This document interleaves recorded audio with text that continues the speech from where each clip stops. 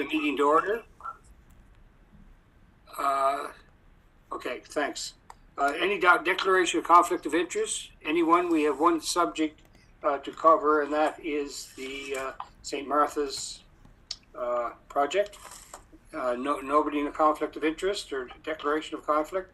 I'm looking for an approval of the agenda of Monday, March the 1st. Do I have a mover of the agenda? Moved by Mayor Brown, second by Greg Munn. Any discussion? No discussion. All those in favor? All those opposed? Motion is carried. We have one set of minutes, and that's the meeting of February the 1st, 2021. I'm sorry, I'm the wrong page here. Do we have any minutes for this particular topic? Yes, it should be from October 27, 2020. Yeah, it's quite a ways back. Okay, October 27th. That's the only time we met previously, eh? Okay, the minutes of October 27th. Do I have a mover of those minutes? Moved by Mayor Brown, seconded by once again Greg Munn. Any discussion on the minutes? No discussion. All those in favor? Councillor Duffy. Sure.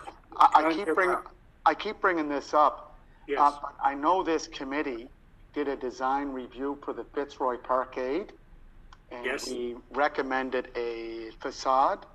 And I did ask Mr. Forbes about it. Could we get a timeline and when we plan to do that facade? Because you can see the money that the Homburgs have spent on their boutique hotel, and then you have some other amenities down there that are making that part of Kent Street look really welcoming. Yes. Alex, do you, Mr. Do you have anything to add?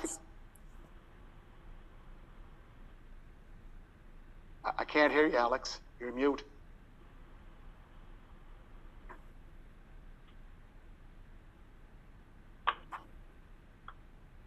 Go ahead. Oh, Alex, you're still muted.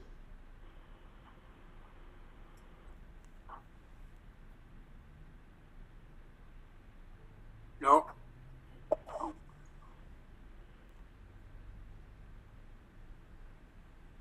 Get him to write it on a whiteboard. Evidently, you can hear us, Alex. Who can't hear you? I'll catch up on new business. Okay, yeah, we can shut it down to new business. Yeah. Is somebody to help there, Alex? You can't tell me. Okay. We'll carry on. Okay, we have the one item, which is St. Martha's. Who is going to carry the ball on this? Is this you, Greg? Greg Morrison? Count Duffy. It will be me. I'll just be preparing the presentation. Okay. I'd like to welcome Greg Morrison back on board here. Are you ready to go, Robert? Yes, I am. Okay, it's all yours. Sounds good.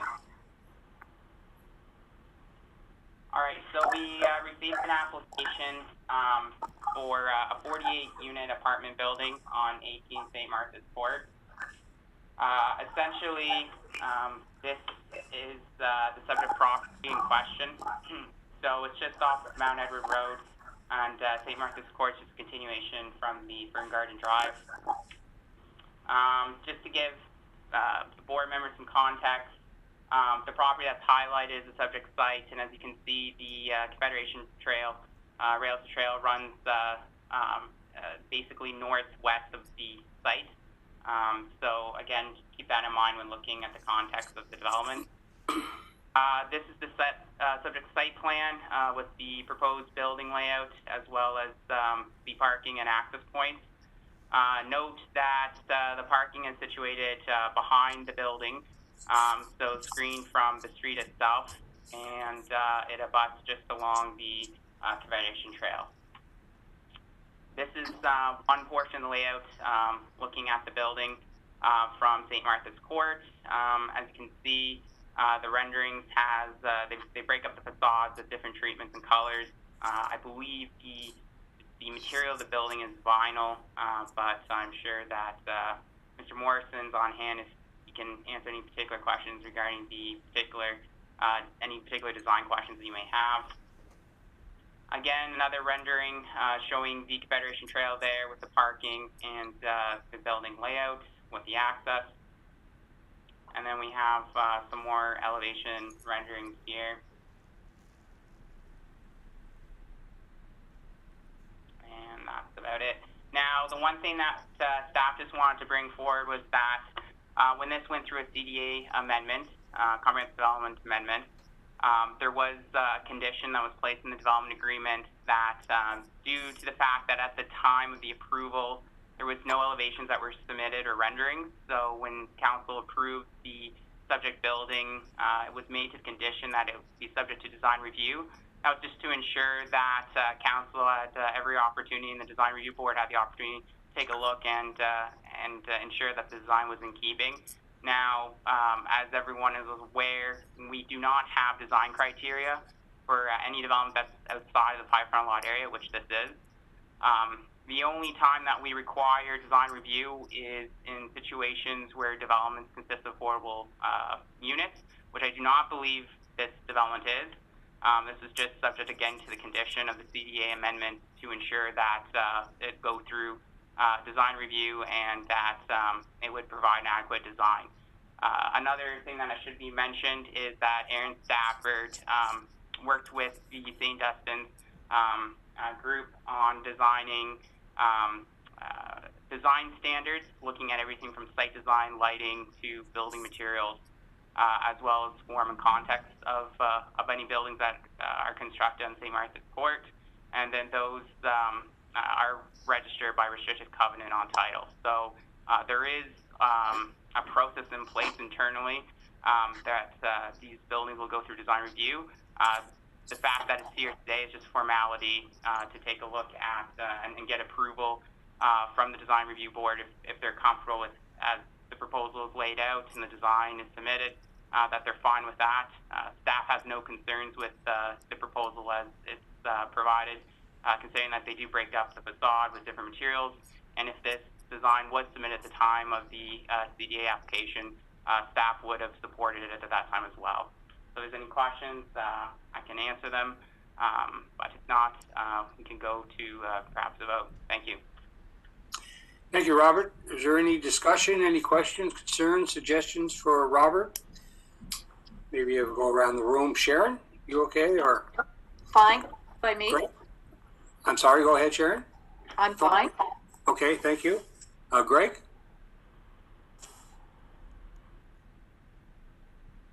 I think your mic is muted also, Greg. Sorry about that. Yeah, no, I'm fine with the design. I have no questions. It's very straightforward. Okay, I'm trying to get you all back on my screen here. I'll just go from memory. Who else is? I just have a question, Chairman. Yes? Brian Gillis. I understand that a very comprehensive design approval process has been sent to us, the one that was prepared by Open Practice. My question is, has Aaron Stafford reviewed this project and ensured that it complies with the standards? Robert? I could probably comment on that if that's all right. So it has been sent to Aaron Stafford and St. Dunstan's. It's in the process of being reviewed, so it will ultimately receive approval. He came back with one set of comments, and this is the revised comments, essentially meeting what we feel meeting the concerns that he raised. So we anticipate. I think we were supposed to receive comment back from him on Friday, so we're still waiting. But yeah, ultimately it has to get approved by St. Dunstan's before we're able to develop the property. Thank you. Okay. Mr. Chair, yes. could I ask? Yeah, sure. Just to get a clarification. So this has to go back to the STU Board of Governors for their stamp of approval. Did you not? This is an Arsenault Brothers project, correct? Yeah, so essentially, St. Dunstan's University subdivided the property. Yeah. And they built the road, and they're selling off lots, but subject to the development of each lot, they created their own restrictive covenants. That is 13 pages of basically how to design the building. They lay out the type of colors you can use, the everything that you can do on the property, how much landscaping, in addition to what the city requirements are. So essentially, like they're acting as a design review board internally for themselves, and Aaron Stavert is their design reviewer, I'll say. So I guess the concern that I've kind of expressed to Alex before is St. Dunstan's has such a strict process that we don't mind meeting it. Like, we feel like this is meeting it, but we don't mind doing that. But if the city also does a design review process that is then in conflict with what the design standards are, we're put in a position where we can't satisfy both parties that we need to get a permit. So I think, I think where we're at is St. Dunstan's has a very significant process, and that would be sufficient, especially because the city doesn't have any standards for this area. And that was the reason for my question, because I see no reason for this board to be in a secondary review process. But that's just my personal opinion. And if I can, like, there's 5 lots on the subdivision.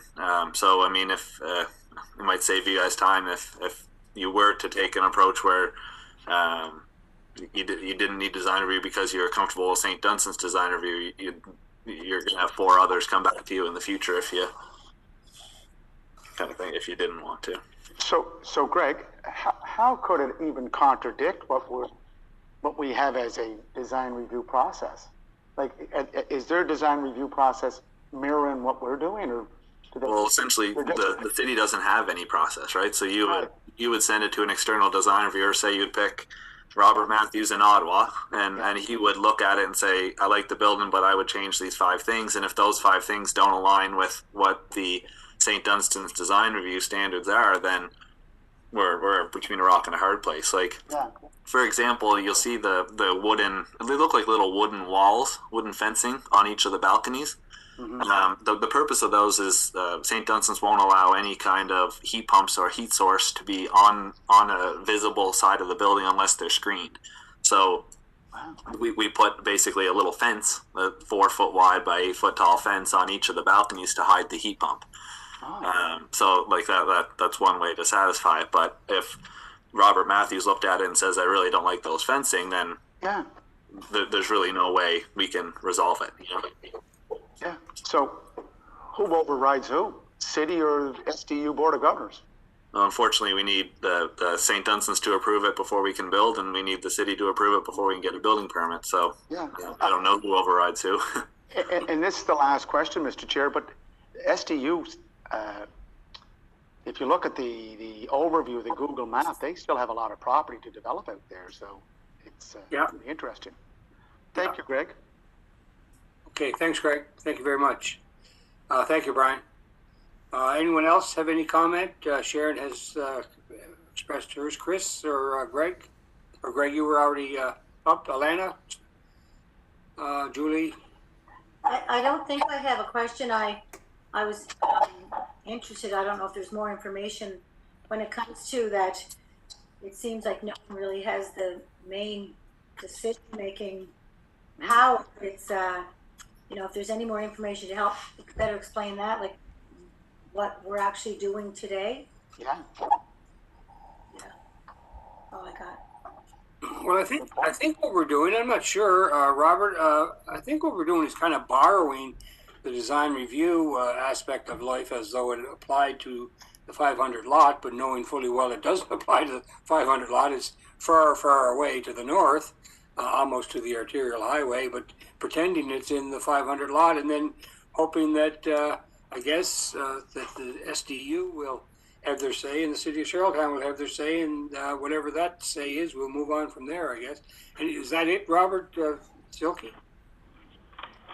Yes, Mr. Chair. So basically, the purpose of the design review was just to satisfy one of the conditions of the CDA amendment, and that was to, again, ensure that any proposal that was submitted would meet at least minimum design criteria. Now, as it was pointed out, there is no design criteria for anything outside of the 500 lot area. So this is just satisfying that condition of that CDA amendment. So that was the purpose of this meeting. And I do have Alex here. He does want to speak, so I'll just let him just speak using my phone. Okay. Hi, folks. For some reason, I can't unmute myself. But yeah, Robert has explained it. It's a part of the development agreement that a design review be conducted on this property. But again, we do have this unique circumstance where this review has already been done. It's up to you folks how you want to proceed with it. But if you perceive that it's redundant, then just approve the design this evening. It'll satisfy the development agreement requirement, and we can move on. Okay. All right. Okay. Yeah. Great. So, thanks. all right. Is that all for discussion? Everybody satisfied with where we are right now? Do I have a mover? Anyone want to speak? Okay. Do I have a mover one way or the other? I would like to propose that the application is approved, subject to confirmation by St. Dunstan's design reviewer, Aaron Stavert, that it meets the standards. Okay. It's moved by Brian Gillis. Do I have a seconder to that motion? I'll second that. Seconded by Sharon Larder. Any discussion on that particular motion? No. Okay, do you have it, Ellen? Okay? Yep, we're good. Okay. All those in favor of the motion? 1, 2, 3, 4, 5, 6. Julie? You're not there? Just trying to turn my mute. Where do you stand, Julie? I'm okay. Sorry? You're okay? So that is 7-0? 7-0? Okay, thanks. Chris Corlier is also here. Pardon? Oh, I'm sorry. Chris also joined the meeting. Yes, I have Chris as one of the ones that voted. So we have seven participants? Yes. Okay, 7-0, is that right? Okay, motion passed. Well, folks, I think that's it for today, is it not? No. Shoot. New business? Your worship, you want to revisit? Yeah. Alex, are you on there? Can you steal that mic from Robert again? Yeah. Alex, I brought this up at the meeting October 27th. He's on his way. He's just changing there, your worship. Yeah.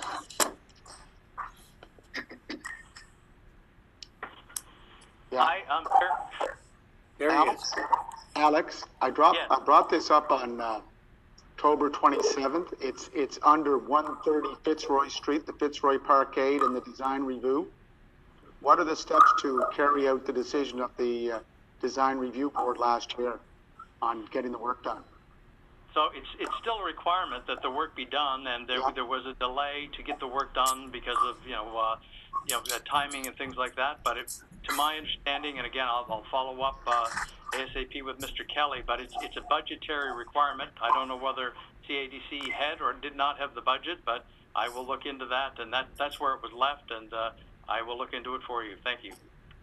But Alex, so the money was approved by the design review board to do it. They should have taken that into the calculation for finishing the project, should they not? Yeah, no, I don't think it's anybody's. It's just a matter of the funding of the project. So again, it's a little unique in regard to CADC is the client as is the city. So they have to do it, but it's just a matter of the timing. So I will look in as to when the anticipated timing will occur. Okay, and I'll follow up on that too, Alex. Thank you.